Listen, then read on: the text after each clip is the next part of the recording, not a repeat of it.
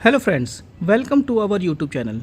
दोस्तों, आरबीआई ने 450 पोस्ट के लिए वैकेंसी निकाल दी है असिस्टेंट पोस्ट की।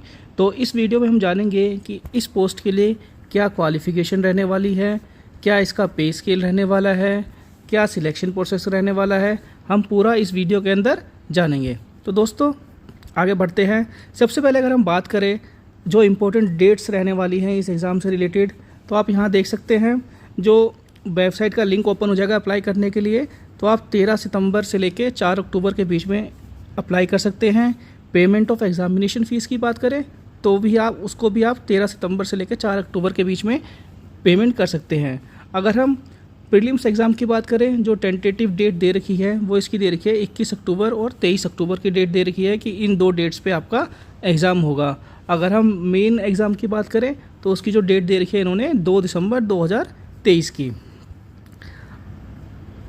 अगर आपको इस रिक्रूटमेंट से रिलेटेड कोई भी प्रॉब्लम आती है तो आरबीआई ने एक आपको लिंक दे रखा है cgrs.ibps.in। इस पर आपको क्या कहते हैं ईमेल करना है। आप इस लिंक को ओपन करेंगे तो वहाँ पे जो भी हेल्प फैसिलिटी है आरबीआई की उसकी डिटेल आपको आ जाएगी। तो उस पर आप अपनी क्वेरी जो भी है इस लिंक के थ्रू आप अपनी क्वेरी सबमिट कर सकते हैं। आगे हम बढ़ते हैं। अगर हम अब देखें वैकेंसी की बात करें तो दोस्तों जो इसमें वैकेंसी रहने वाली है वो टोटल वैकेंसी रहने वाली है 450। इसमें आपको स्टेट वाइज दे रखा है।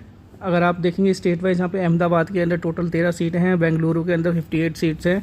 इसी तरीके से आप पूरा स्टेट वाइज जो इनके जोन है, जोनल ऑफिस हैं, उसके हिसाब से इन्होंने सीट का ब्रेकअप दे रखा है। तो आप कैटेगरी वाइज यहाँ पे आप दे सकते हैं। तो अगर टोटल हम कैटेगरी की बात करें तो एससी की 45 सीट्स हैं, 56 सीट है एसटी की, ओबीसी की 71 है, ईडब्ल्यूएस की 37 है एंड 241 जो सीट्स हैं वो हैं जनरल कैटेगरी की।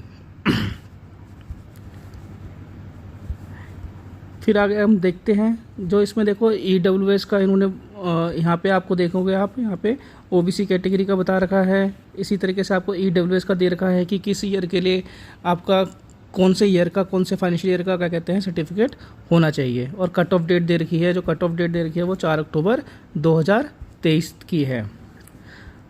यहाँ पे आप देखोगे यहाँ रिजर्वेशन का दे रखा है, जो रिजर्वेशन अंडर वेरियस कैटेगरी आप यहाँ पे डिटेल में देख सकते हैं।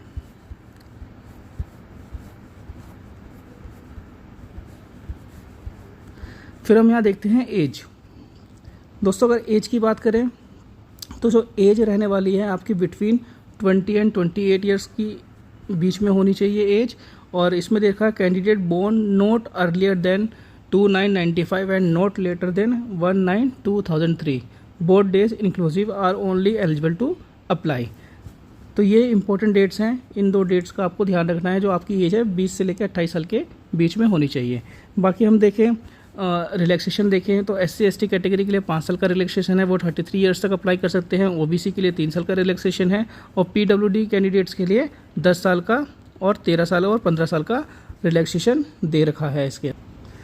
फिर हम यहाँ पे एसेंशियल क्वालिफिकेशन की बात करें तो देखो आप यहाँ देखोगे जो कट ऑफ डेट दे रखी है 1/9/2023 तक आपके पास ये सारी क्वालिफिकेशन होनी चाहिए।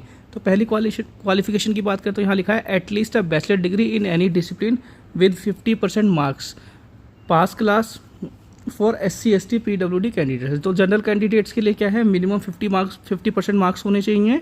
और जो रिजर्व कैटेगरीज हैं SC ST PWD कैंडिडेट उनके लिए सिर्फ पास चलेगा। With knowledge of word processing on PC। तो इसमें आपको नॉलेज ऑफ वर्ड प्रोसेसिंग की भी नॉलेज होनी चाहिए। अगर आप यहाँ पे आप देखते हैं एक्स सर्विसमैन की कैटेगरी का आप वो देख सकते हैं कि एज लिमिट क्या रहने वाली है। और इसी तरीके से ये आप थर्ड पॉइंट पे भी देख सकते हैं candidates applying for the post in a particular recruiting office should be proficient in language, know to read write speak and understand the language of the state oblique any of the states falling under their recruiting office. तो यहाँ पे ये point बहुत important है कि जिस zone के लिए आप, जिस ऑफिस के लिए आप अप्लाई कर रहे हो, जो वहाँ की लोकल लैंग्वेज है, जो यहाँ पे आगे लास्ट में आप देखोगे एनेक्सर के अंदर दे रखा है, तो आपको उस स्टेट की लोकल लैंग्वेज आनी चाहिए। ये मैंडेटरी है। आपका लैंग्वेज प्रोफिशेंसी टेस्ट भी होता है इसके अंदर, जिसे हम LPT कहते हैं। तो उसके बारे में हम आगे देखते हैं। और यहाँ देखो दे रखा है कि अगर किसी के परसेंटेज 49.99 है उसको 50% ट्रीट करा जाएगा। और जो यूनिवर्सिटी ग्रेड पॉइंट देती हैं तो उसका कन्वर्जन कैसे करना है वो आप यहाँ पे देख सकते हैं। 6.75 अगर आपके CGPA स्कोर है तो कोरस्पॉन्डिंग जो उसकी एग्रीगेट परसेंटेज निकलेगी वो 60% निकलेगी, 6.25 के लिए 55% और 5.75 के लिए 50%। तो ये आपका, आप अपने CGPA स्कोर को कन्वर्ट कर सकते हैं इस फॉर्मूले से परसेंटेज मार्क्स के अंदर। अब हम देखते हैं स्कीम ऑफ सिलेक्शन। तो जो सिलेक्शन प्रोसेस होगा वो उसका प्रीलिम एग्ज़ाम होगा, और प्रीलिम होगा, मेन एग्जामिनेशन होगा एंड लैंग्वेज प्रोफिशिएंसी टेस्ट जिसकी हमने अभी बात करी थी। तो प्रीलिम की बात करें दोस्तों तो एक जो 3 सब्जेक्ट आएंगे उसमें इंग्लिश होगा, न्यूमेरिकल एबिलिटी होगा, रीजनिंग होगी। तो इंग्लिश के 30 क्वेश्चन होंगे 30 मार्क्स के, न्यूमेरिकल एबिलिटी 35 क्वेश्चन 35 मार्क्स के, एंड रीजनिंग के 35 क्वेश्चन 35 मार्क्स के। टोटल 100 क्वेश्चन होंगे 100 मार्क्स के लिए। आपको सेक्शनल टाइमिंग दे रखी है, आपको तीनों सेक्शन के लिए 20-20 मिनट मिलेंगे। इसके बाद आपका आता है मेन एग्जामिनेशन। जो कैंडिडेट प्रीलिम्स क्वालिफाई कर लेंगे उनको मेन एग्जामिनेशन देना पड़ेगा। मेन एग्जामिनेशन में देखें दोस्तों तो पहला रीजनिंग के 40 क्वेश्चन 40 मार्क्स के हैं, इंग्लिश के 40 क्वेश्चन 40 मार्क्स के हैं, numerical ability, general awareness, computer knowledge, सबके 40-40 क्वेश्चन रहेंगे 40-40 मार्क्स के लिए। और आप यहाँ देखेंगे सेक्शन टाइमिंग देखेंगे, रीजनिंग के लिए 30 मिनट रहेंगे, इंग्लिश के लिए 30 मिनट रहेंगे, न्यूमेरिकल एबिलिटी के लिए 30 मिनट, एंड GS के लिए आपको 25 मिनट मिलेंगे, एंड कंप्यूटर के लिए आपको 20 मिनट। और टोटल 200 क्वेश्चन होंगे जो आपको 135 मिनट्स के अंदर सॉल्व करना होगा। फिर आगे देखते हैं जो इंपॉर्टेंट चीज़ है यहाँ पे लैंग्वेज प्रोफिशिएंसी टेस्ट के लिए। तो इसमें देखो क्लियर कट लिखा है द कैंडिडेट प्रोविजनली शॉर्टलिस्टेड। जो कैंडिडेट शॉर्टलिस्ट किए जाएंगे मेन एग्जामिनेशन के बाद उनको जाना पड़ेगा लैंग्वेज प्रोफिशिएंसी टेस्ट के लिए, LPT देना पड़ेगा। The language proficiency test will be conducted in the official local language of the state concern. जिस स्टेट में आपका सिलेक्शन होगा जो वहाँ की लोकल लैंग्वेज होगी उस लोकल लैंग्वेज का टेस्ट होगा, जिसकी डिटेल आपको एनेक्सर 4 के अंदर दे रखी है, वो भी हम अभी आगे देखेंगे। फिर यहाँ पे कुछ इंपॉर्टेंट नोट्स दे रखे हैं, जैसे आप पहला पढ़ेंगे the above online test except the test of English language will be available bilingually. तो जो भी एग्ज़ाम पेपर होगा इंग्लिश और हिंदी दोनों में होगा, ठीक है। फिर दूसरा बोला a candidate has to qualify in each part of the objective test separately. तो आपको जो ऑब्जेक्टिव टेस्ट होगा उसका हर सेक्शन क्वालिफाई करना है, तो सेक्शनल कट ऑफ इसमें रहने वाली है। A candidate has to qualify in prelim examination for appearing in main examination. Main examination में जाने के लिए ऑब्वियसली आपको प्रीलिम एग्जाम क्या है क्लियर करना पड़ेगा। There will be no negative marks for wrong answers in objective test prelim and mains. 1/4 marks will be deducted for each wrong answer. Sorry मैंने गलत पढ़ लिया, इसमें बोला है नेगेटिव मार्किंग रहने वाली है, 1/4 नेगेटिव मार्किंग रहने वाली है। फिर आगे लिखा है adequate number of candidate in each category as decided by the bank will be shortlisted for prelim examination. तो प्रीलिम से आपको 10 गुना बच्चे लिए जाएंगे मेन एग्जामिनेशन के लिए, एंड फाइनल जो वैकेंसी है उसके लिए आपको 2 टाइम्स ऑफ द वैकेंसी लिए जाएंगे जो मेन लिस्ट आपकी बनेगी। तो ये आपको दे रखा है यहाँ पे 10th पॉइंट पे दे रखा है यहाँ पे देखो LPT is mandatory, no exemption of any sort will be given to any candidates for from appearing in LPT। तो LPT इन्होंने बिल्कुल क्लियर कर दिया कि मैंडेटरी है, आपको क्या कहते हैं कि लोकल लैंग्वेज आनी चाहिए, ये आपको क्लियर करना पड़ेगा अगर आपको अपनी अपॉइंटमेंट जो है आगे कंटिन्यू फर्दर करनी है। फिर आगे दे रखा है appointment of selected candidate will be subject to his her being declared medically fit. तो आपका मेडिकल होगा, मेडिकली फिट होंगे तभी आपको अपॉइंटमेंट लेटर इशू करा जाएगा। अब हम बात करते हैं एग्जामिनेशन सेंटर की। तो इसमें देखो बोला है the examination centre prelim as well as main will be conducted online. जो एग्ज़ाम होगा वो आपका ऑनलाइन रहने वाला है, ठीक है ना, एग्ज़ाम ऑनलाइन होगा आपका, और across many centres in India. The tentative list of examination centre is available in annexure 5। जो लिस्ट ऑफ सेंटर है वो एनेक्सर 5 में आपको दे रखे हैं। फिर सेकंड पॉइंट बोला है the bank however reserve the right to cancel any of the examination centre और ऐड सम अदर सेंटर। तो बेसिकली इसमें बोला है कि बैंक जो है अपने हिसाब से डिपेंडिंग नंबर ऑफ कैंडिडेट कितने रजिस्टर होते हैं पर्टिकुलर एक स्टेट के अंदर, तो सेंटर को कम ज़्यादा कर सकता है। तो ये आप यहाँ देख सकते हैं कि आगे लिखा है no request for change of centre of examination shall be entertained. तो कोई भी रिक्वेस्ट नहीं ली जाएगी सेंटर को सॉरी चेंज करने के लिए। अब हम बात करते हैं इंपॉर्टेंट पॉइंट जो इसके पे स्केल क्या रहने वाला है। तो देखो दोस्तों यहाँ पे बोला है selected candidates will draw a starting basic pay of ₹20,700 per month in the scale of, ये जो आपको दे रखा है वो, तो आपकी जो बेसिक सैलरी रहने वाली है ना वो रहेगी 20,700। उसके अलावा आपको जो भी HRA मिलेगा और जो अलाउंस होते हैं वो मिलेंगे। तो अप्रोक्सीमेटली जो आपकी सैलरी बनेगी, ग्रॉस बनेगी 47,849, जो कि एक बहुत अच्छा सैलरी, स्टार्टिंग सैलरी रहने वाली है। आगे लिखा है HRA of 15% of pay will be paid to them additionally if they are not staying in bank accommodation. अगर आप बैंक के द्वारा जो एकोमोडेशन प्रोवाइड की जाती है, अगर वो आप नहीं लोगे तो आपको 50% ऑफ द पे HRA मिलेगा। और इसमें पर्क्स क्या रहने वाले हैं, ये बहुत इंपॉर्टेंट चीज़ है जो आपको एक्स्ट्रा फैसिलिटी मिलने वाली है बैंक की तरफ से। Bank accommodation subject to availability, वो तो अगर क्वार्टर जो है अवेलेबल है तभी मिलेंगे, अदरवाइज़ आपको नहीं मिलेगा। बाकी जो पर्क्स मिलने वाले हैं, न्यूज़पेपर है, ब्रीफ केस के अलाउंस है, बुक ग्राउंड अलाउंस है, तो इस तरीके से आप देख सकते हैं डिटेल के अंदर कि आपको मेडिकल फैसिलिटी मिलने वाली है, इंटरेस्ट फ्री फेस्टिवल एडवांस मिलने वाला है, लीव फेयर कंसेशन मिलने वाला है, housing loan and personal advance at concessional rate of interest, तो कम रेट पे आपको हाउसिंग लोन और पर्सनल एडवांस वगैरह मिल सकता है। तो ये आप डिटेल में आप देख सकते हैं। और बाकी लिखा है the recruits will be govern by defined contribution new pension scheme, तो जो आप आएंगे आप NPS के अंदर आएंगे, ठीक है। फिर आगे लिखा है there will be reasonable prospect for promotion to higher grades, तो प्रमोशन के चांसेस भी अच्छे रहेंगे। आगे देखो इसमें बोला है selected candidates will be initially posted in banks office within the recruitment zone for which they had applied. तो स्टार्टिंग में जिस जोन के लिए आप अप्लाई कर रहे हो, स्टार्टिंग में जो इनिशियल पोस्टिंग रहने वाली है वो आपकी उसी जोन में रहने वाली है, ठीक है। फिर आगे लिखा है they are liable to transferred in administrative exigencies to centres grouped and classified into east, west, north, south zone offices as under।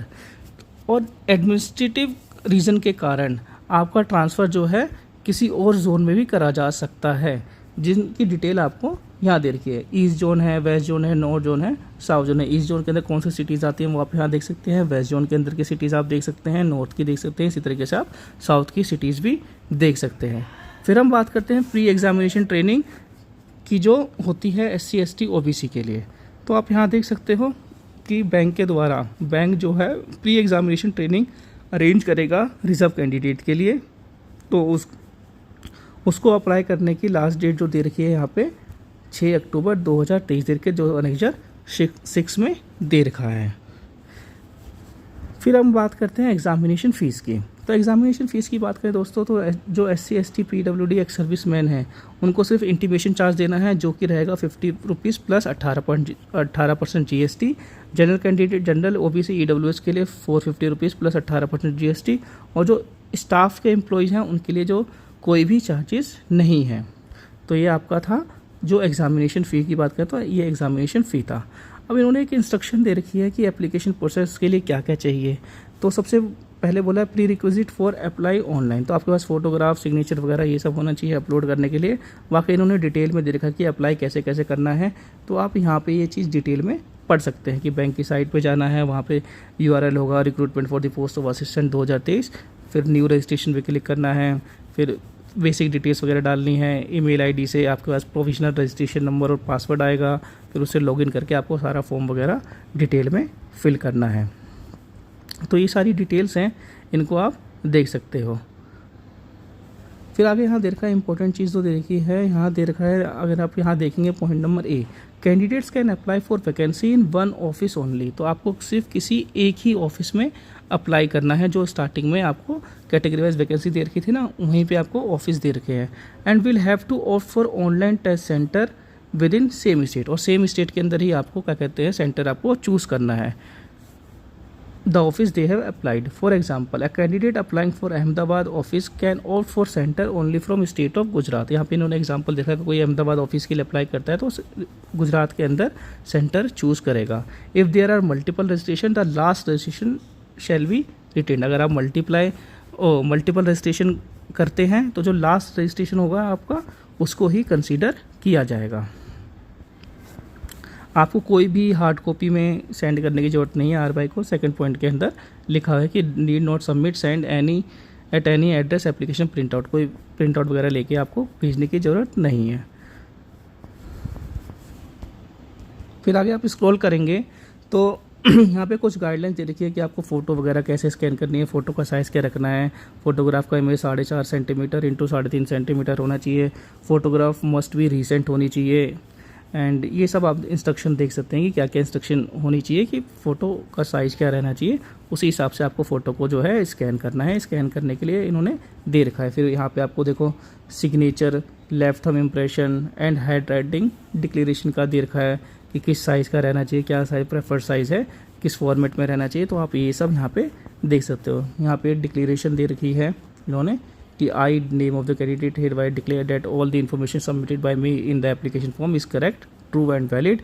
I will present the supporting document as and when required, जो कि आपको देना है।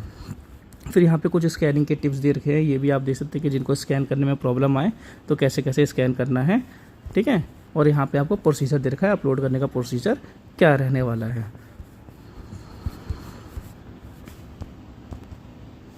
फिर हम यहाँ देखते हैं कि ऑफिस वाइज जो लोकेशन, जो ऑफिस वाइज लोकल लैंग्वेज है वो क्या क्या रहने वाली है। अगर आप जैसे आप अहमदाबाद ऑफिस के अप्लाई करते हैं तो आपको गुजराती आनी चाहिए, बेंगलुरु के लिए कन्नड़ आना चाहिए, भोपाल में हिंदी चलेगा, भुवनेश्वर में उड़िया आनी चाहिए।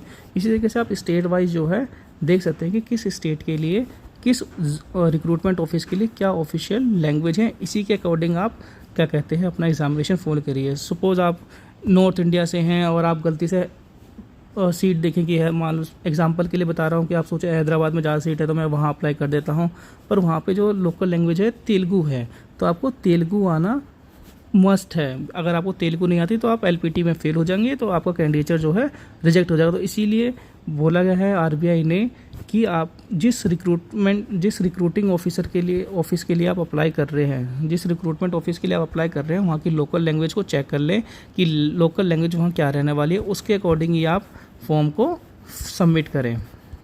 फिर यहाँ पे दे रखा है list of examination, state wise जो है एग्जामिनेशन सेंटर दे रखे हैं कि आप जो सपोज करो आप आंध्र प्रदेश के कैंडिडेट हैं तो यहाँ पे आपको ये सारे के सारे सेंटर्स दे रखे हैं। आंध्र प्रदेश में ये सेंटर रहने वाले हैं, असम के अंदर ये सेंटर है, बिहार के अंदर ये सेंटर है। इसी तरीके से आप अपने स्टेट का जो है सेंटर देख सकते हैं। यहाँ पूरा स्टेट वाइज जो है, स्टेट वाइज और यूटी वाइज क्या कहते हैं सारे सेंटर आपको दे रखे हैं।